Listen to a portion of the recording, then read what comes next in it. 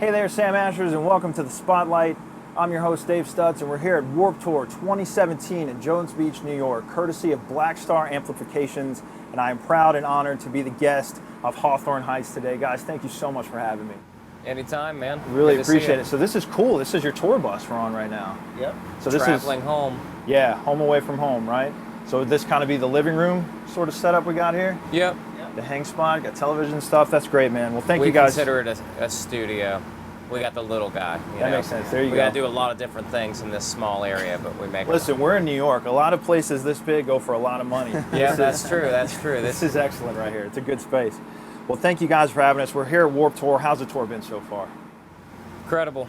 No complaints. Big crowds. A lot of, our fans are showing up. They're singing along. Great, excellent. Doing everything that we could ever ask of them. So you think the energy has been up just like it has been all these years? How long have you participated in Warped Tour? How many years? This is our fourth time. Okay. Started in 2005.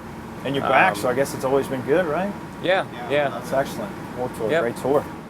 So guys, at Sam Ash, you can imagine we love gear, so if you don't mind, take us back. What was the first instrument that you remember owning? And if you can remember like the brand or the model, do you still have it? My first was a Squire, and I wouldn't even call it a Strat. It didn't have a pick guard. It was just it was like the entry-level guitar. I actually wanted a drum set, and my dad, not knowing what anything cost, was like, yeah, we'll go down and get you a drum set, and mow the lawn. I mowed the lawn, went down to get a drum set. Got a $40 Squire guitar instead, and that's why I play guitar to this day.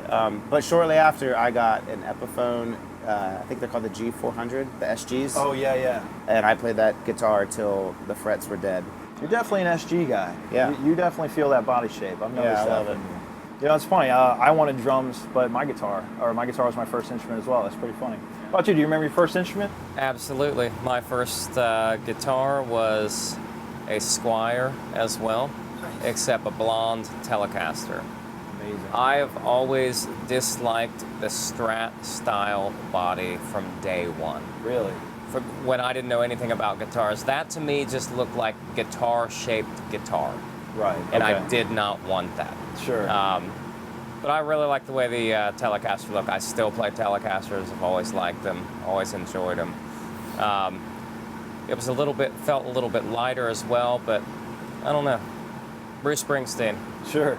Yeah, I've seen videos of you guys over the years, and it always seems like each video I see, there's a new guitar in the video, new guitar on stage, but they're all pretty unique. They're not those stamped from the factory guitars. You go for the cool body shapes, cool styles. You guys still have those guitars? Yep, I still have all mine back home too. Hey, that's awesome. So guys, I know you're on the road a lot, you tour a lot, you play a lot. Do you ever get a chance to pop into music stores along the road and check out new gear? Mark, I know you're a gear guy. Yeah, we do. Probably not as much as we'd like to, especially when we're on a tour bus. It's kind of, we leave the venue and we wake up at the next venue. You're at the mercy of where you can park this thing. Yeah, that makes sense. Well, we definitely, when we get up during the day, like a Warped Tour, we don't really get to go anywhere. But if it's a headlining club tour, if we wake up on the bus, you walk around, and if there's a store close by, I always pop in. Nice. Yeah, if you don't mind me saying, you've actually mentioned you're not a stranger to Sam Ash. Yeah, we used to have one just north of Cincinnati, and used to buy some stuff down there quite a bit. Yeah, we used to go to Sam Ash quite a bit. Very cool. Awesome. There was one in Columbus, I believe, as well. Right. So, yeah. Excellent. So guys, in the beginning, when you were growing musicians, who were some of your influences, either independently as like guitarists or just as bands? Who did you look up to? For me, I would say that my favorite guitar player, when I started noticing things about guitar, would probably be Slash. Oh, great. I can't play anything like he plays, but I thought that he was a very tasteful solo type guitar player. Very memorable. Very memorable, very melodic. I was always impressed with the melody in his solos.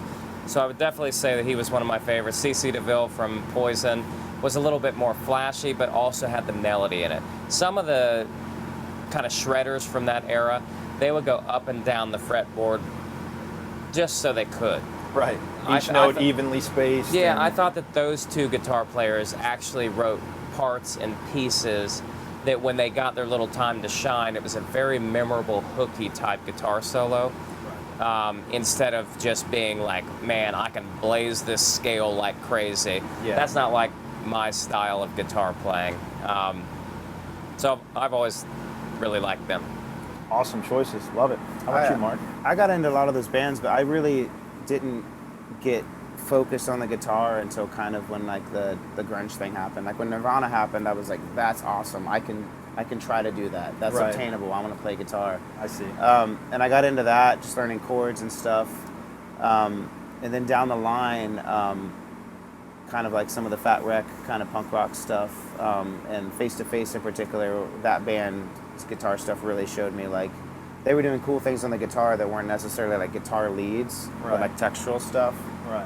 To this day, our songwriting, we still use that kind of format. Like, it Yeah. doesn't need to be a shredder lead. Face to Face is a good example because one of my favorite bands growing up when I first started playing and stuff was Strung Out. Yeah. And their guitar playing is insane. Right. It's unattainable, Yeah. even for me as a player now, like Sure. 20 years later. Yeah. They're incredible musicians who somehow make what they're doing into punk rock. But Face to Face was very attainable because they were based more on chord structures and melodies and little tiny guitar licks and It was all stuff these like that. cool things that lifted the song. Yeah. And made the part awesome. Right. But then I was just like, whoa, but it's literally, Yeah, but you can picking 3 actually notes. Yeah. you can actually do it as a beginning guitar player, but also as like a veteran guitar player. Now you understand why that works so Yeah. well. So yeah, that's a great example. What a cool thing to say, because like you said, you see Slash, you see Van Halen, people like that, and you're like, man, that's the dream, but I don't know if that can be me. But then you have these bands, like you said, it's not that they lowered the bar as far as quality or what they were doing, but it just said, wait, this counts? You know, we can Yeah. do this, and Yeah, this counts, you know? So- Stylistically, like Right. I was kind of at a disadvantage because my favorite music before I ever played guitar or anything like that was hair metal. Sure. And they're shredders. Right. So like, one of my favorite bands is Van Halen, and I'm like, that's probably why I never even thought about picking up a guitar. Like, I can't do that. There's Yeah. no damn way that I can do what Eddie Van Halen does. And he's a great example because they're probably lumped in with hair metal, but they're not a hair metal band. They're a rock band, and he is just an incredible, influential guitar player from a tone standpoint, but also from a technique standpoint. He'll do Absolutely. shredder stuff, but then he'll do stuff that's super simple, but he does it so perfect and it fits the song so well. Yeah. It's Right. awesome.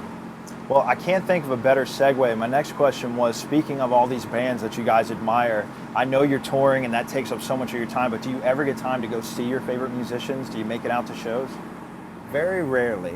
If we're home, I would say very rarely. It has to be somebody that we've been wanting to see for years, like bucket list type bands. Like a few years ago, I saw Bruce Springsteen and Tom Petty in the same year. Yeah, we went to Um, Tom Petty together. It was pretty awesome. Wow. But like contemporary type bands, we know that we will eventually be able to catch them, and we have to have a little time to separate for our normal lives and stuff like that. And like it just every once in a while, it just seems like a show. But it's an 8-hour day Yeah. there, like hanging out, driving there, and stuff like that. So like we call it recreational show going. It's very hard for us to put in recreational show going. Like if we're meeting with friends that are in bands that we know, we're going and getting coffee or having dinner or something, and then jetting back home.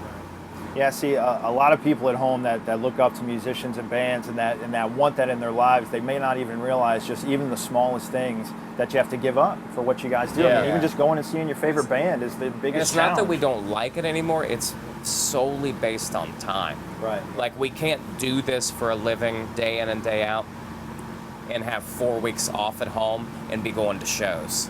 Like it's just you also need that decompression time to kind of step away from live music for a little bit, so that way it doesn't like drain on you even more than it already does. Absolutely. Yeah, great. Awesome. Thank you. So guys, if being musicians just hadn't worked out for you, if this was just something that never materialized, what do you think you'd be doing right now, either life-wise, career-wise? What would you do? Framing houses. There you I know go. for a fact. Awesome. I That's, worked. that's an honest living right there. I worked framing houses, drywall, basically contractor work for years. Did you like it?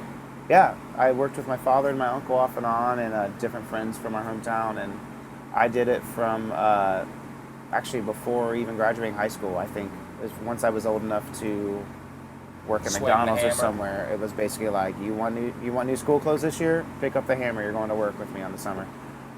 Is that retirement? After Hawthorne Heights does a retirement tour, you're going to start framing houses? Probably. Okay. I still have a bucket list of things I need to do to my own house. Then we get it from tour. Then my wife's probably going to see this and be like, "Yes, you do." But yeah, it's something I've always done. And then when we started playing music in various bands before Hawthorne, and then into Hawthorne, like I would go on tour and then come back and work, and then eventually it just turned into like the band's so busy that I can't do that anymore. So that's what I'd be doing. How about you? Definitely a gym teacher. I like sports. I like teaching just in general. That's what I was going to school for before our band kind of took off or whatever. And I always thought, like, all teachers essentially get paid the same.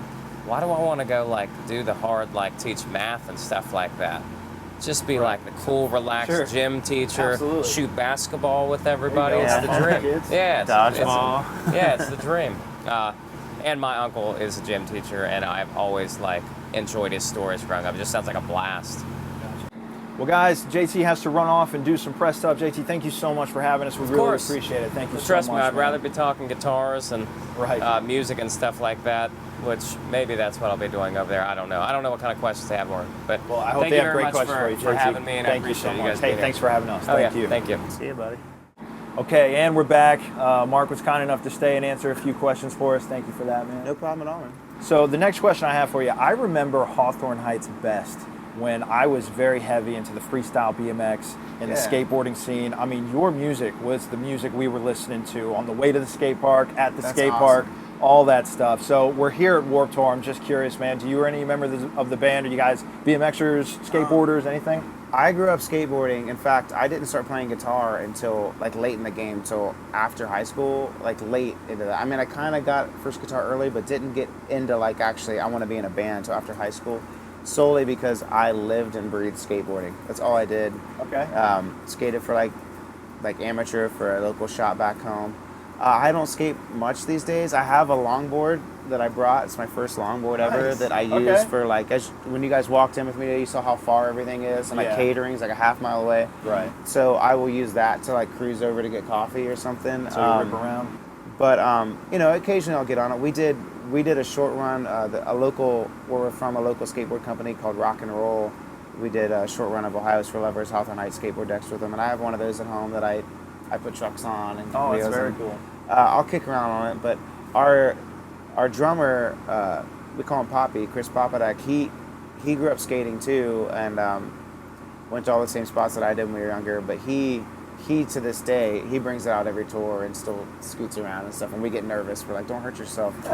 But you guys are skaters. Hawthorne Heights are skaters. Yep. Nice. 2 out of 4 skateboarders. Just casual stuff, or you rip a trick every once in a while? These days, purely casual. I know Poppy rips tricks, but I think it's pretty laid back because he's afraid he's going to break something. Yeah, that makes sense. Yeah. Okay, so songwriting is such an interesting thing. I think for a lot of songwriters, you sometimes have to balance this idea of how honest you want to be and guarding your own privacy, you know what I mean? So how do you go about writing your music and lyrics? How much of yourselves are in it? Do you say things outright? Do you try to veil it cleverly? What do you think? Well, lyrically, that would be a JT thing. I think he's always been pretty good about like telling a story, but then also I think there's a certain amount of honesty in his lyrics.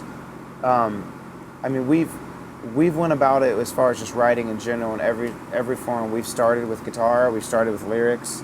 It seems to mostly start with a guitar riff, and then everyone's got a cool idea, and then he'll kind of come up with a hook over it. But I mean, I think in everything we do, there's a certain amount of honesty to it. We never, just in general speaking, we never shoot to like, oh, we should sound like this or this. We never even shoot to sound like Hawthorne Heights. It just kind of comes out like that. I mean, kind of a side note to it is something we get asked constantly, especially after we put out our last release, our last full length, or our last EP was called Hurt. A lot of the fan reaction was like, whoa, this sounds like classic Hawthorne Heights. It's so cool that you guys did a throwback record. And we're like, every record we've done to me sounds like classic Hawthorne Heights because we never talk about it or think about it. We just literally it's not a throwback, it's just who you are. We write in that moment and how we're all feeling, and I know a lot of bands, people write, one guy kind of writes most of it and it comes in. With us, it's literally a blender. Like Matt and I write a lot of music, JT writes music. I've got the home studio and we just kind of crank stuff out, and then we kind of like show each other, and then we all critique it pretty hard. So by the time it gets done, it sounds like nothing like what the original idea was. So Right.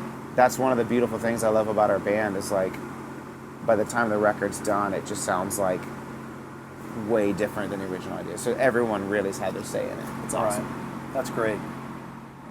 So Mark, you guys have been touring and celebrating the 10-year anniversary of the album, If Only You Were Lonely.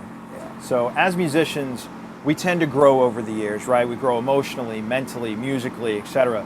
But every generation finds your music and connects with a version of you who wrote that song all those years ago. So one thing I've always wanted to know, what's it like to live with a song like Ohio Is for Lovers that was written in 2004 and play it on stage in 2017? How different are you as a band now compared to when you guys wrote that song way back in the day? And it's cool. For us, we also get asked all the time, like, is it weird playing that song over and over? And it's awesome. We love all the songs equally. Right. Of all the songs the band's written, like, it's the band's songs. So for us, the funnest thing in the world is to get up there and look out and see the fans' reaction. And when we play some of the old classics, it's there's no better feeling in the world to see everybody just light up and sing along and excited. I mean, I do know, like, the band's evolved with a couple lineup changes over the years, so like that's different, and Right. so that's going to make it different. But for the most part, like, it still feels the same, sounds the same, and it's Sure. just fun. It's just really cool to be able to, this stage in the career, to be able to go anywhere and play that song and see everyone excited that we play it and sing So you along. guys still love all the classic songs just like the new ones? Yeah, exactly. Like, and we're very aware of our fan base and what they want to hear, so we'll always throw in some new ones. But like on this Warped Tour set, our set list is primarily off the first two records. Oh, wow. So, yeah, just because we only get a half hour at these shows, so we want to come out swinging, and we want the kids to have a good time and hear. Wow, hear all the yeah, old really favorites, tight so, set. Yeah, Great. Wow. So you guys recently released the song Push Me Away, yeah. right? Now, in the front of that video, you have a message that in part reads, "In a world torn apart by negativity, we should be coming together in solidarity for each other." So I'm curious, as musicians, you have the ability to convey really powerful messages to a wide audience that checks you guys out. So what would a world coming together in solidarity look like to you guys, and does music play a role? I think music does play a role. We've never wanted to be like a political band, but with that song, we just wanted to convey, like, everybody just be cool with one another and be awesome. No prejudice, no hate, no racism or sexism. It's just, it just seems now more than ever in the world we live in that there's just a lot of hate steaming up, and we just wanted to, I know with the lyrics, JT really wanted to convey, like, coming together and everyone just coming together, and something like the Warped Tour is a great example to see in this music scene that we're a part of. It's just everyone of every everyone's here having a great time together, and Yeah. there's no fighting, nothing's weird, it's cool. So, yeah, if you guys have never been to Warped Tour, there's a line outside waiting to get in of every gender, Yeah. race, political awesome. affiliation. Everyone is here to check out this stuff. So I think in that way, music does play a huge role, because Yeah. look at how it connects everybody. Nobody Yeah. out in that line right there is frustrated with each other or anything like that. It's They're all just so inspiring. excited. It's awesome. Yeah. So Absolutely. and that's kind of what we wanted to push with the song, and we've been working on a new record, and we weren't quite ready to have it out for Warped Tour, but that song in particular we felt was a great song with the message and meaning to fit with the vibe of Warped Tour, so we just decided to release it early. There you go. Great. So Mark, what's harder for you guys? The physical side of touring, waking up, long days, playing the shows, sweating, giving all that you got, or the creative side, the writing, the recording, the producing? What do you think's more difficult? They're both totally different beasts. Right. I think touring can be harder simply because of the hours involved. Yeah. Like, a lot of people don't realize, they think like, oh, you're just hanging out and life's awesome, then you go on stage and life's awesome, but it is literally, our entire day is up 7 a.m. until going to bed to midnight, just working, and then we're only on stage a half hour of it. It's Right. it's like a lot of hurry up and wait, and a lot of things to do during the day, But I wouldn't trade it for the world. Sure. You know, like we said before, like all of us worked hard labor jobs until the band kind of took off. So I feel very fortunate to be able to do this, something we love to do for a living. But if I had to choose, I think touring's a little harder. There is a certain amount of a level of hardness to writing and stuff, only because of deadlines and pressure you put on yourself or a record label or whatnot. We've been lucky enough now at this stage in our career to be able to kind of offset that a little bit and kind of make our own schedule, and not like, whereas a young band, you're very pushed to have a record out immediately. And and for us, particularly with this record we're working on now, we've been very fortunate to like not have that extra pressure of a deadline and whatnot, and it's been awesome. It's actually made when we get home and we have to write, normally it's like, oh, we just got home, we got to start writing. Now it's kind of cool because it's relaxed and cool. That's great. So speaking of writing and recording and things like that, where do you guys write your music and where do you record? I mean, are there any tour bus jam sessions you guys record in here? Where do you write and record? We've been writing a little bit on this tour. I wish it was out now. It's put away. We have they're called the Fly mini amps. Blackstar, the Blackstar Blackstar Flies. sent us out. We have that, and They're about this big.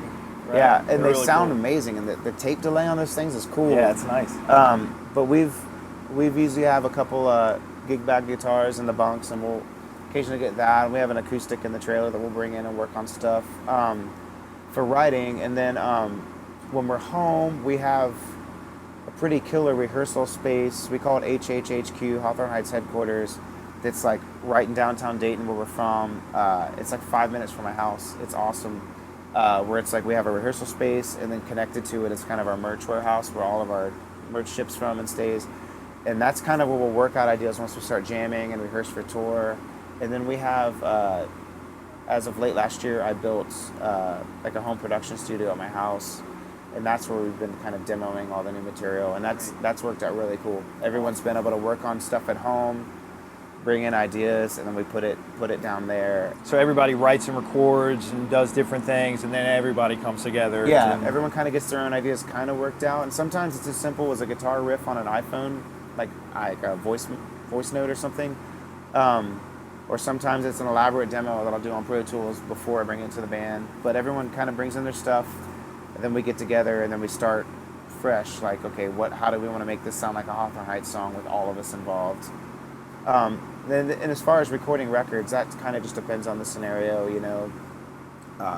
We've done stuff as far as like with Howard Benson and David Bendeth, you know, like big names and big studios, or we've done stuff like with friends in small production studios. It just really depends on how quickly the release needs to be out, the budget, the timeline, who's booked up and what. So we did our last full length in Nashville, which was cool. So it just depends. And also location, sometimes we're just like, we want to go somewhere. Sometimes we want to record close to home because we're touring so much. Everyone wants to be able to go home. And then sometimes we want to get away just to have that mentality of, okay, we're going away to work just on this song. So it really just depends on each record. It's got a different vibe. Sure. So great. You know, Mark, we were talking about recording and on the bus jam side. You mentioned the Fly. I didn't even notice it right here around my shoulder. So this is what you were talking about here. So yeah, these are said cool. It had an awesome tape delay. Show us. That's pretty cool. So this is the on the bus rig. Yeah, I've had little mini amps of all sorts and little pods and things like that, but this thing rules. I know you can Bluetooth music into it. I haven't even tried that because every time I get it out, I end up plugging a guitar into it and just playing. Yeah. It's got, like we were talking about earlier over with the gear, it's got the ISF on this so you can kind of get British or American. Sure. But for a little amp, the amount of gain you can get out of this thing is awesome. And then on the clean setting, I saw that it had a tape delay and I was like, oh, that's cool, whatever. I'll never screw with that. I just want an amp. But the tape delay is so inspiring and fun and sounds so good that every time we get it out to jam, I find myself, I just keep going clean and turning on the tape delay and playing like cool syncopated riffs. I will say these definitely move at Ash. They stay on the counter not very long. We get them in like 4 or 5 at a time, and they just go right out the door. It's hard to keep them in stock. And they're loud. For how little this thing is, it's loud. They're clear, they're loud, they sound great, and they're so portable.